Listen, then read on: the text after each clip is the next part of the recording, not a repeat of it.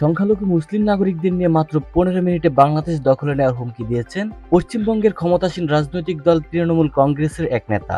বুধবার 11 ডিসেম্বর পশ্চিমবঙ্গের মালদা জেলা তৃণমূল কংগ্রেসের সংখ্যালঘু সেলের সভাপতি টিঙ্কুর রহমান বিশ্বাস এই হুমকি দিয়েছেন।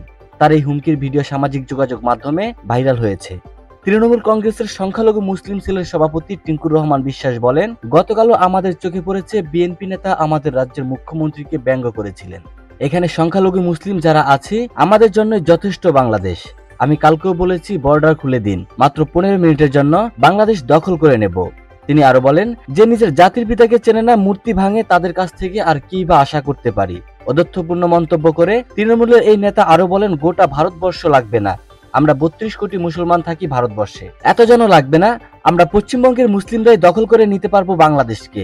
বাংলাদেশের সংখ্যালঘুদের ওপর কথিত নিপীড়নের অভিযোগের ঘটনায় প্রতিবেশী ভারতের রাজনীতিবিদদের বিতর্কিত মন্তব্য যেন থামছেই না।